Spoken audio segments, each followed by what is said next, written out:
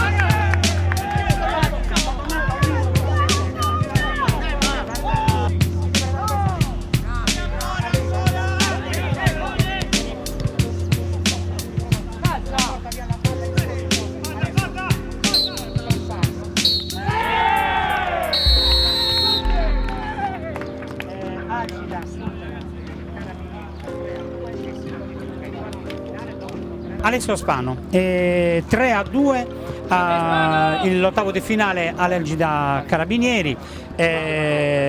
Una gara che praticamente stava andando in rigori, ma l'avete decisa con un'azione bellissima e un tuo assist a Cardu che ha messo la palla in rete al 24esimo. Avete eliminato una grande squadra, per fare questo bisogna fare una grande prestazione. Io mi sono permesso di dire nella diretta Facebook la miglior prestazione di Alessio Spano da quando gioca al Maracanã. Grazie per il complimento. È stata una partita molto sofferta, durissima. Gli avversari sono tosti, ma noi li conosciamo già da un paio d'anni, quindi sappiamo il valore degli avversari.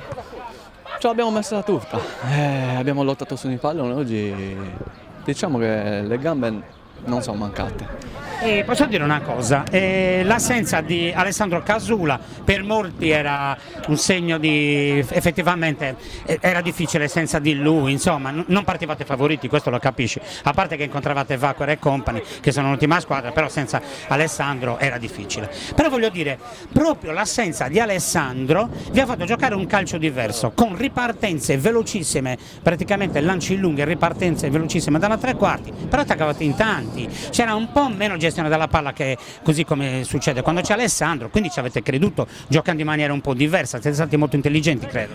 No, attaccavamo in tanti e difendevamo anche in tanti, perché anch'io stavo dietro al centrocampo. Senza Alessandro Casula è sempre difficile, perché è lui che ti dà i tempi da dietro. Però ci ha dato una mano anche da fuori oggi, visto che era fuori e ci aiutava. Ma è merito anche dei nostri difensori, che comunque sono all'altezza, anche senza... Tutti veramente... Tutti sono stati veramente... Sì, tutti, grande prestazione di tutti. Ora i vigili del fuoco. Un'altra bella partita. Li abbiamo incontrati nel girone e abbiamo perso di 1-0, mi sembra. Partita tiratissima, quindi anche lì si deciderà, secondo me, alla fine anche lì. Sarà un bellissimo quarto di finale. In bocca al lupo e complimenti per la tua grandissima prestazione. Grazie mille. Grazie.